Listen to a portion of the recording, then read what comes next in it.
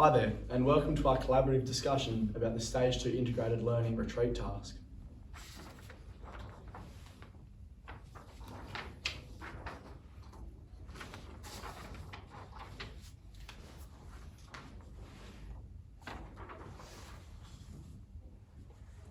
Alrighty, we'll get straight into the group discussion. So, firstly, what was the outcome and ultimate product for your practical inquiry? My outcome was designed towards the theme of ambition in Year 12 students, because often it's an uneasy subject because you're unsure of what your future is going to be and how your growth will lead to your ambition. So it was mainly focused around finding your vocation in life. I did my practical career on empowerment and a connection. So like finding yourself, and it was catered to Year 12 students on how after school you might not be sure where to go in life, and then finding that inner self and achieving your vocation similarly, around that. So my practical inquiry was based around creating a retreat that engages the target audience of like young middle school students, so probably Year 7s. I wanted to present the theme of communication as a collaborative endeavour, like basically focusing around teamwork and the importance of communication in teamwork, and through implementing the pillars of CPR, so the connection, proclamation and response, and the youth ministry via the creation of different sessions. Yeah, for me, my outcome and product was to create an effective and engaging retreat experience, and is for Year 11 students. This was done through employing principles of youth ministry, like this person said, such as the concept of CPR, connection, proclamation and response.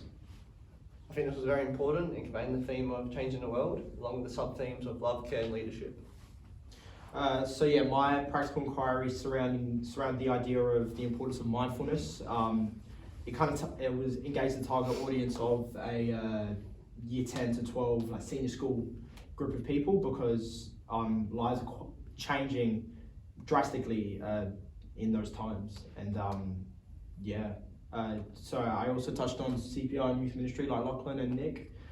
I think looking at all of them, they're real pertinent themes and real 21st century themes. And all really focus for that senior school student, because that's when we've done our retreats through the senior school and all that sort of stuff. And especially with implementing certain sort of retreat themes and activities that are relevant to students, it's better to do something that you're familiar with, I suppose.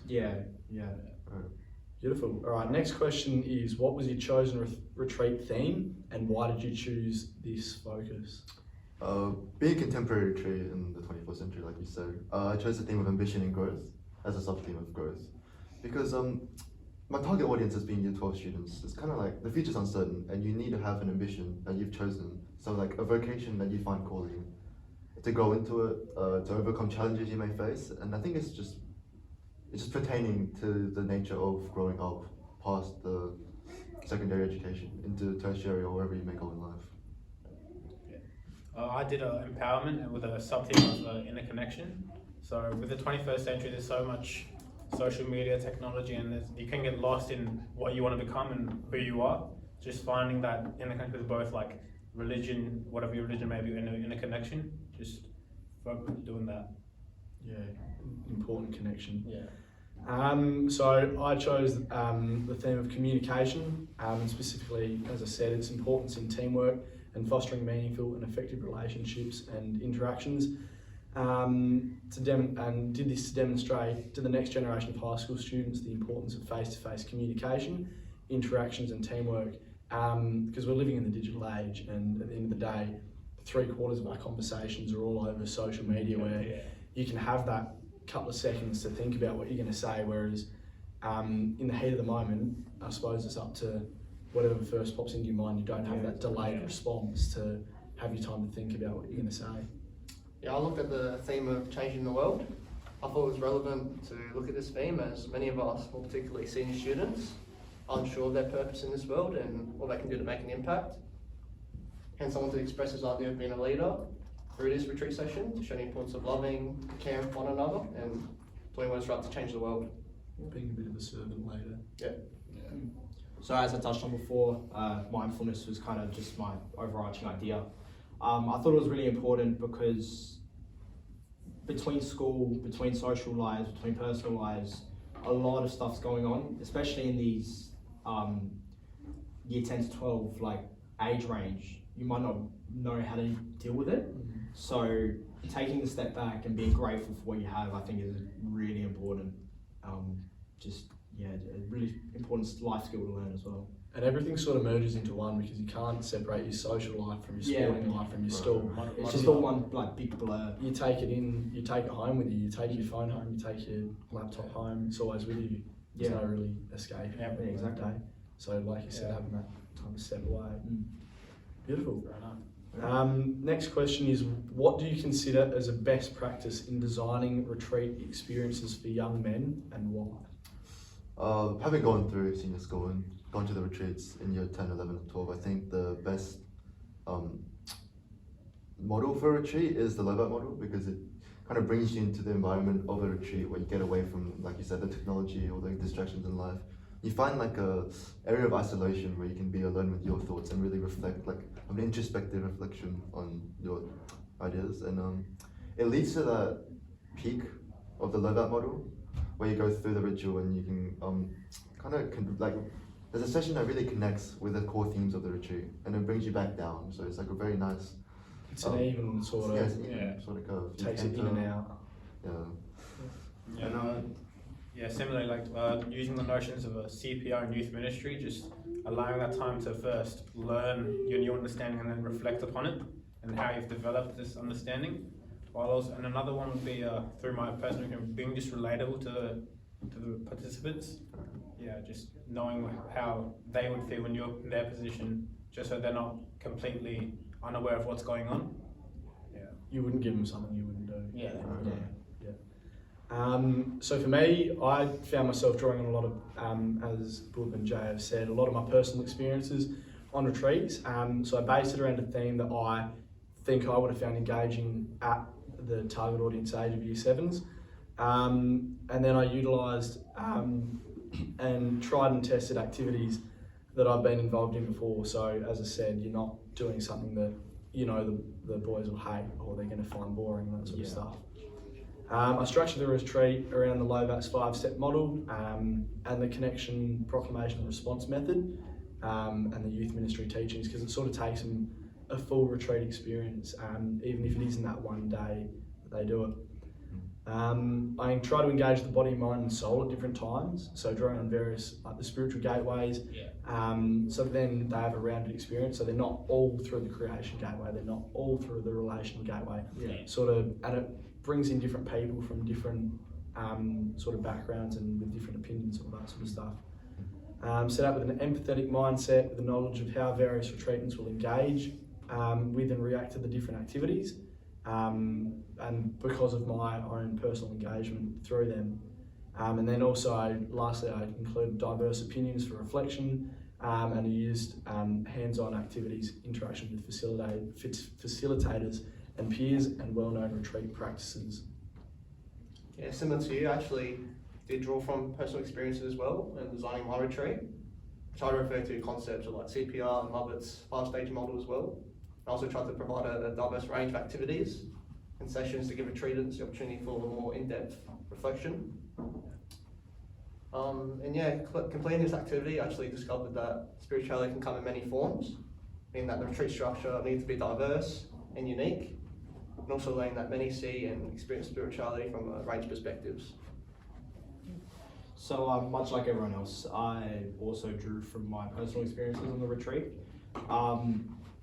I think when it comes to my personal theme that I've picked, I think it's more about the individual more than like a group discussion, and that's, I think, very important. I also use Lovat's model, refer to that quite a lot. I think the way it builds that up and then to the climax where it's kind of the most important, prevalent message being put across, I think is also very important. So Adding on to that, I think a lot of us here design the activities around interaction and kind of connectability, because being an all-boys school, we have kind of put value on camaraderie and connection, to kind of like present the retreat as a united experience where everyone is feeling the same thing. So it kind of prevents the isolation of dealing with your like inner reflection, I guess. Yeah, exactly. Yeah. Steer away from that class-like lecture Right. and just get activities a bit more to deepen the understanding, I guess. Yeah, exactly. It's sort of like, and again, a lot of you guys have said a whole rounded experience. So they're getting interactions from all different things to sort of help them with their retreat experience, to help them take away the key themes and messages. So the next question is, give examples of how, of the new skills, knowledge and understanding of the spirituality you have developed through your involvement in this practical inquiry. I think spirituality can be separated from religion, because sometimes, from past experiences, having a retreat just based around the spirituality of yours. So, like for example, Christianity, having a retreat just based around the single theme of Christianity and its values can get quite dull and repetitive and not very interactive. So I think splitting it up into more contemporary design, where you can do your own thing, have your own sense of spirituality without the religion, is actually a very good opportunity to kind of let everyone experience their own form. In their own capacity. Yeah. Yeah, and just building on that, like giving everyone an opportunity, because if you have let's say a specific religion-based retreat, not everyone relates to that as much. Yeah, it won't resonate with Won't everyone. resonate with everyone, and then just learning that spirituality has multiple ways of being present, like the gateways, like spirit, contemplative, relational, all of that. Just diversifying it so they experience spirituality on multiple levels, not just one same repetitive lessons again and again. Yeah, just providing a range. Yeah, I'll second that. I'd say spirituality comes in more forms than just one.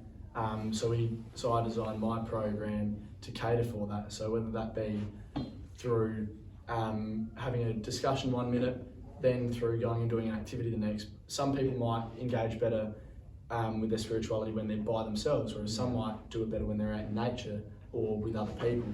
That sort of depends, and that's what I sort of tried to cater for. And I agree with Jay. I said spirituality can be separated from religion. There's more than ample opportunity for everyone to experience spirituality through different places in different ways. Yeah, I think I can add on to that as well. For me, it's pretty simple that I discovered that spirituality can come in many forms, and there's a whole variety of ways you can express it. So I learned that, through understanding spirituality, I was just able to grasp a whole new idea of the perspectives. Yeah, so as everybody else has kind of touched on, spirituality is completely different to different people. Like, you can base it off religion, you can base it off your own personal thoughts. You don't have to be religious to be spiritual. And yeah, I think being able to make a retreat session that's very open and like accepting is important. And yeah, that's, I think, the way that we are able to access spirituality. Yeah, I agree with everything you've said. It's sort of more about sort of bringing in different people from different with different spiritual capacities, and building a retreat that can sort of cater for all of them. Whilst for the people that don't want to engage much and don't have much religion, much spirituality, caters for them to still have a good time. Yeah. But then for those that really want to go to the opposite end of the spectrum and go for it all, also caters for them as well. Yeah. Beautiful. The next question is, in what ways did this task and those previous assist in the development of your personal and social capability?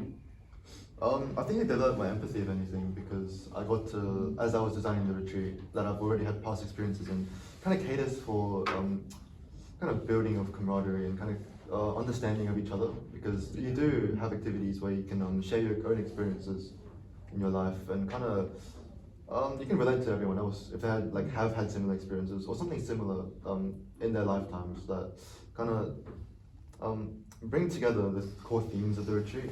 Like for example, my theme of ambition. People there's no one that doesn't want to do anything, right? You always want to work towards a goal in life. And I think that one theme of overcoming challenge and going towards your goal kind of connected everyone, which developed my personal capability. Yeah, and Yeah. it's sort of like a collaborative endeavour again. Yeah. Everyone working towards a common goal. So whether that's finding more out about themselves, finding more out about their spirituality, all that sort of stuff, they collaborate with that. Yeah, I developed the capability because I was able to use the different perspectives of how, like, for empowerment, some people might have no or minimal connection for themselves. They might not be aware of what they like, what they don't like, and on the opposite side, people they know themselves inside out, and just allowing them to build upon and reach the same goal, like you said before, the ultimate goal of like finding your inner self, and then just empathizing with each other and reaching it together. Yeah, beautiful. I said specifically on time management skills, with juggling, balancing, like, because it's a mentally weighty task, because it's all about calling on your own spirituality and your own spiritual development, and then the added layer of trying to do that for someone else as well. Yeah. So it takes a bit of not a mental toll, but it takes a bit of emotional. Yeah, you have to like Think about deep, it. like, Yeah, deep deep into thought. yourself. Yeah, before you exactly. get into others. And it doesn't sound like a lot, but when you're doing that and then, like I said, trying to cater for others, it does sort of take a bit more time. So time management skills was definitely big, and doing that with other assignments and tests on top of it. Yeah. It's an easy assignment that you can just let slip through the radar, but it's all about understanding, and that's how, again, the communication, my theme of communication, when you're struggling, you talk to someone about it. You say, can I have an extension? Can I do this? Can I do that? Yeah. And then other people communicate back with you. How can I help you? How can you do this? How can you do that? I said, I developed the understanding of diverse perspectives of others, because obviously you're catering for all different people, and I think the LOBAT's 5-step model, the PCR, and youth ministry really helped with that. Also, I've developed more about myself, about how I approach like certain tasks, and how I engage different people. So I've learned that I'm a bit more hands-on when I'm trying to engage people, rather than do a massive long slideshow. That's just me. I like to go out into it, and I'd rather do rather than say. I think the nature of the activity, like the assignment, kind of forces you to understand those concepts of understanding different perspectives and understanding emotional feelings of others. Because it kind of puts you in the shoes of like Other people. to cater like for those other people that might not be as interested in this retreat as everyone else. You kind of have to like understand them through that perspective. Just reinforce the empathy in the task. Like you said, the empathy again. And then with my communication, I understood the importance of social interactions to inform the creation of engaging retreat activities. And in creating the individual components, I looked into my own personal self, my own personal empathy. How would I want to approach that question, or how would I want to be asked about that sort of stuff, so that it's not all real confronting for them. And then again, going back to considering the wide range of perspectives all throughout. I think that's something we all did, and we've all reflected on a lot. Yeah, I was very similar. I was actually able to improve my organisation and time management skills through the creation of the retreat booklet. And like yourself, I was also able to understand a range of diverse perspectives through creating activities for the retreatants, which actually allowed them to access their own spirituality. And then, I also was able to understand the importance of social interaction as well with the retreatants and creating the activities, which was important when conveying a deeper meaning, especially on my theme of changing the world, which I think we all understand the importance of. My kind of like main point, I think, that I developed was trying to understand and tailor an experience to other people. But while I was doing that, I kind of realized, since my retreat is centered around people my age, I kind of developed my own personal identity while doing that, because I kind of realized what I resonate with and what I don't resonate with. But with the tailoring and experience, I was able to understand, the diverse perspective of other people, like you guys have. I kind of was able to do both, I guess. So I think looking back at that and what everyone said, it's not an assessed part of it, developing your own sense of spirituality and the personal and social capability, but through doing it for someone, you sort of get that back Byproduct, yourself. yeah. Yeah, exactly. It's a byproduct. It's a secondary sort of cause. And the last thing we're going to discuss is how these new skills, experiences, and learnings assist you in your future endeavours. Alright, well, in practical application, if you become, for example, a teacher, that's like, I think, one of the most obvious applications of designing a trade. If you go to, say, a school that does center its focus on spirituality, like, you will have to know how to connect with people emotionally and kind of understand students from their perspectives, so you kind of design an effective retreat around them. Even in everyday life, you just understanding people and again, kept drawing back on that empathy, having empathy for others because they're different points of view, because no one's the same, so everyone's going to have empathy for everyone because everyone's that little bit different. Yeah, you really need to learn how to cater to everyone's needs. Yeah, just extending that. It's just not only in the workplace or wherever, maybe it's everywhere. So it just extends that barrier, and then it just allows you to emphasize with others and just learn how, or maybe they're not going through a good day, or just learn that not everyone is the same. Just develop that diversity in your perspective, and just allowing them to express their feelings and expressing yours as well in the community. And I've said, considering the interest and experience of a diverse group of people, that sort of helps me cater for different people throughout, and especially being a leader of the school, like it helps me with going up to a kid and saying, like if he's sitting by himself, I say, what do you need a hand with? Rather than just going up and saying what's wrong, you say, let's go and kick a footy. Yeah, exactly. Just knowing how to do that, and especially within a spiritual context, if they're a bit shy, or because I did like the volunteering on Edmund Rice camps, it's going up to a kid and you can't obviously speak to them through a spiritual lens. Sometimes the kids don't even know what's wrong with themselves through that sort of stuff. So being able to discuss that with them and talk them through it and point them in the right direction based on that. I think the big part of what you said is instead of saying what's wrong, you have to divert the attention to something else to focus on what's wrong, like kicking footy. I think the Lovat model of the introduction into the ritual, like the icebreakers, for example, play a large part into introducing the activity, like the main activity, before you dive into the core themes of your retreat. And it kind of focuses on the empathy and the emotional connection you need to develop prior to delving into whatever your conversation might be. There's always the underlying metaphor through your icebreakers and stuff like that you include, that sort of, like you said, helps go on to the main activity. But then through doing that, you indirectly affect them through that.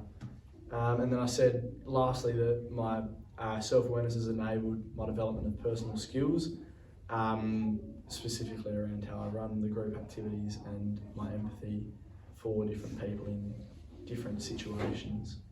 I think for me, just being self-aware of other people's perspectives allows you to see the world through like many lenses. So when we all start meeting new people and like move on to uni, I think it's just important to be open-minded, really, in a sense, just to be able to connect with others that you never thought you would.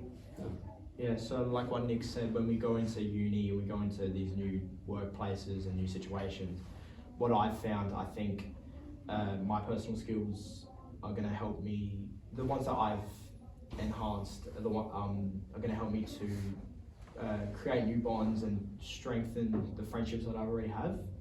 And I've also been able to just become more self-aware of myself by doing the retreat task and just understand how I feel about certain things and how I can tap into my own spirituality.